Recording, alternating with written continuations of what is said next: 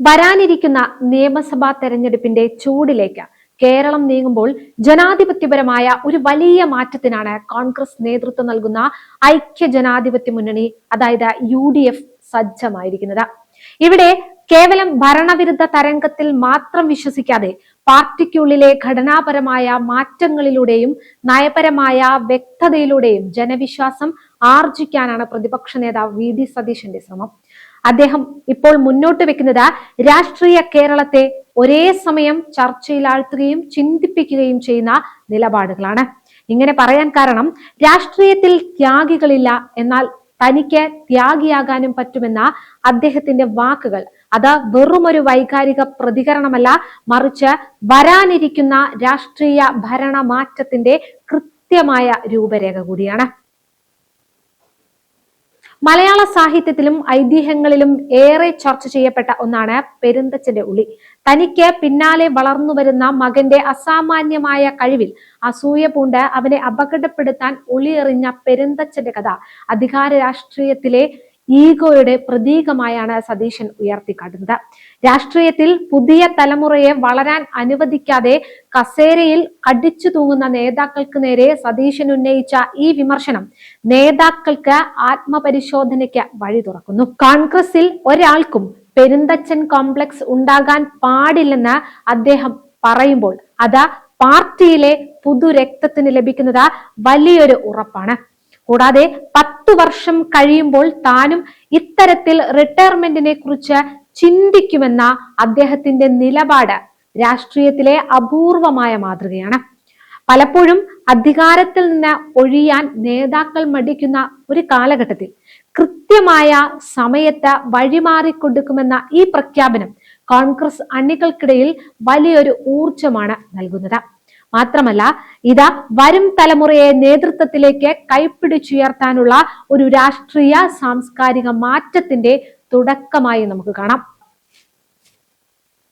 ജയിക്കാൻ ശേഷിയുള്ള യുവാക്കൾക്കും സ്ത്രീകൾക്കും ഇത്തവണ അർഹമായ സീറ്റുകൾ നൽകുമെന്നും അതിനായി മുതിർന്ന നേതാക്കൾ വഴിമാറേണ്ടി വരുമെന്നും സതീശൻ തുറന്നു പറയുന്നു.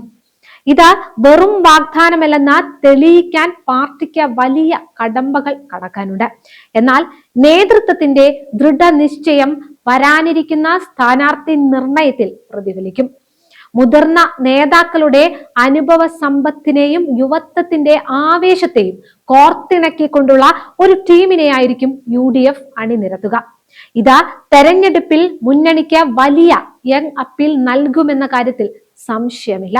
കേരളത്തിലെ മാറുന്ന വോട്ടർമാരുടെ സ്വഭാവം മുൻകൂട്ടി കണ്ടുകൊണ്ടുള്ള ഒരു നീക്കമാണിത്.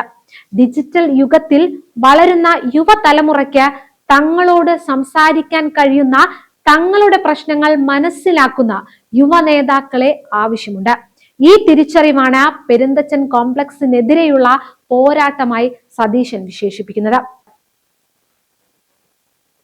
UDF അധികാരത്തിൽ വന്നാൽ VD സതീശൻ മുഖ്യമന്ത്രിയാകുമോ എന്ന ചോദ്യത്തിന് വളരെ പക്വതയാർന്ന മറുപടിയാണ് അദ്ദേഹം നൽകിയത്.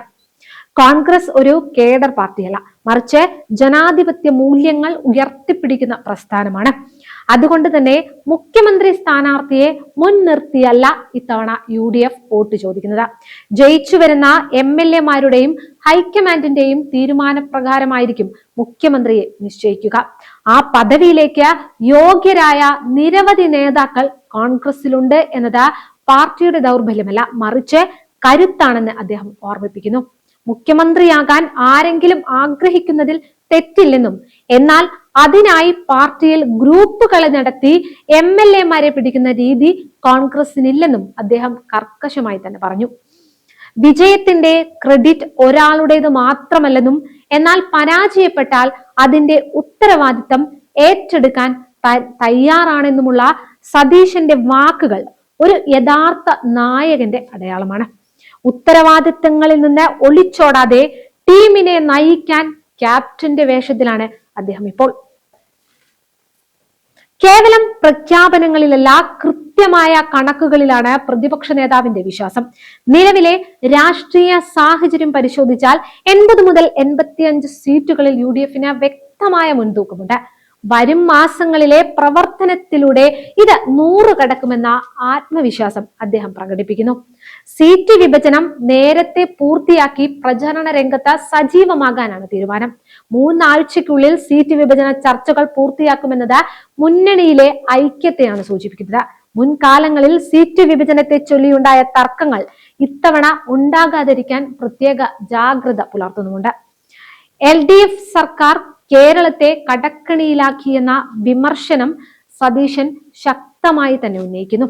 ആ തകർച്ചയിൽ നിന്ന് സംസ്ഥാനത്തെ കരകയറ്റാനുള്ള ബദൽ മാർഗങ്ങളാണ് UDF ജനങ്ങൾക്ക് മുൻപിൽ തുറന്നു വെക്കുന്നത്. വെറുതെ സൗജന്യങ്ങൾ പ്രഖ്യാപിച്ച് വോട്ട് പിടിക്കുന്ന ഫ്രീബിസ് രാഷ്ട്രീയമല്ല തങ്ങളുടേതെന്നും മറിച്ച് കേരളത്തിന്റെ ഉയർത്തെഴുന്നേൽപ്പിനായുള്ള ക്രിയാത്മകമായ വികസന പദ്ധതികളാണ് UDFന്റെ മുഖമുദ്രയെന്നും അദ്ദേഹം അടിവരയിടുന്നു. ദീർഘകാലാടിസ്ഥാനത്തിലുള്ള സാമ്പത്തിക വളർച്ചയും ഉൽപാദന മേഖലയിലെ മുന്നേറ്റവുമാണ് UDF മുന്നോട്ട് വെക്കുന്ന ബദൽ മാതൃക. കേരളം നേരിടുന്ന വലിയൊരു പ്രതിസന്ധി തൊഴിലില്ലായ്മയും യുവാക്കളുടെ കുടിയേറ്റവുമാണ്. ഇതിനെതിരെ കൃത്യമായ പരിഹാരങ്ങൾ ഇത്തവണത്തെ പ്രകടന പത്രികയിൽ ഉണ്ടാകുമെന്ന് സതീശൻ സൂചന നൽകുന്നു. LDF സർക്കാരിന്റെ അഴിമതി ആരോപണങ്ങളും ഭരണ പരാജയങ്ങളും വോട്ടായി മാറുമെന്ന് ഉറച്ചു വിശ്വസിക്കുമ്പോഴും അത് മാത്രമായിരിക്കില്ല UDFന്റെ പ്രചരണ വിഷയം. മറിച്ച് പുതിയൊരു കേരളം എന്ന സ്വപ്നമായിരിക്കും ജനങ്ങളിലേക്ക് എത്തിക്കുക. മുതിർന്ന നേതാക്കളെ പാടെ അവഗണിക്കില്ലെന്നും എന്നാൽ കാലത്തിനനുസരിച്ചുള്ള മാറ്റം അനിവാര്യമാണെന്നും സതീശൻ പറയുന്നത് പാർട്ടിയിലെ എല്ലാവരെയും വിശ്വാസത്തിലെടുക്കാനാണ്. ഗ്രൂപ്പ് രാഷ്ട്രീയത്തിന് അതീതമായി മെറിറ്റിന്, അതായത് യോഗ്യതയ്ക്ക് മുൻഗണന നൽകുന്ന രീതി ഇത്തവണത്തെ സ്ഥാനാർത്ഥി പട്ടികയിൽ പ്രതിഫലിക്കും. ഇത് കോൺഗ്രസ് എന്ന സംഘടനയുടെ ഘടനയിൽ തന്നെ വിപ്ലവകരമായ മാറ്റങ്ങൾ കൊണ്ടുവരും. ഈ മാറ്റം കേരളം എങ്ങനെ സ്വീകരിക്കും? തന്റെ രാഷ്ട്രീയ നിലപാടുകളിലും വ്യക്തമായ കാഴ്ചപ്പാടുകളുടെയും VD സതീശൻ ഉയർത്തുന്ന ഈ വെല്ലുവിളി LDFന് വലിയ തലവേദനയാകുമെന്ന ഉറപ്പാണ്. അധികാരത്തിന് വേണ്ടിയുള്ള കടിപിടിയില്ല, മറിച്ച് നാടിന്റെ നന്മയ്ക്കായുള്ള പോരാട്ടമാണ് ലക്ഷ്യമെന്ന് അദ്ദേഹം തെളിയിക്കുന്നു. രാഷ്ട്രീയത്തിൽ സാധാരണയായി കണ്ടുവരാത്ത വിനയവും അതേസമയം തന്നെ ശക്തമായ നിലപാടുകളും സതീശനെ വ്യത്യസ്തനാക്കുന്നു. പെരുന്തച്ഛന്മാരില്ലാത്ത യുവാക്കൾക്ക് ചിറക് നൽകുന്ന പുതിയ ആശയങ്ങളെ സ്വീകരിക്കുന്ന ഒരു പുതിയ കോൺഗ്രസിനെയാണ് സതീശൻ വിഭാവനം ചെയ്യുന്നത്. ഈ രാഷ്ട്രീയ മാറ്റം കേരളം എങ്ങനെ സ്വീകരിക്കുമെന്നത് വരാനിരിക്കുന്ന തെരഞ്ഞെടുപ്പ് ഫലം തീരുമാനിക്കും. എന്നിരുന്നാലും ഒരു കാര്യം ഉറപ്പാണ്, VD സതീശൻ ഉയർത്തുന്ന ഈ മാറ്റത്തിന്റെ രാഷ്ട്രീയമായിരിക്കും വരും ദിവസങ്ങളിൽ കേരളം ഏറ്റവും കൂടുതൽ ചർച്ച ചെയ്യാൻ പോകുന്നത്. കേവലം ഭരണമാറ്റമല്ല, ഒരു രാഷ്ട്രീയ സംസ്കാരത്തിന്റെ മാറ്റമാണ് അദ്ദേഹം ലക്ഷ്യമിടുന്നത്.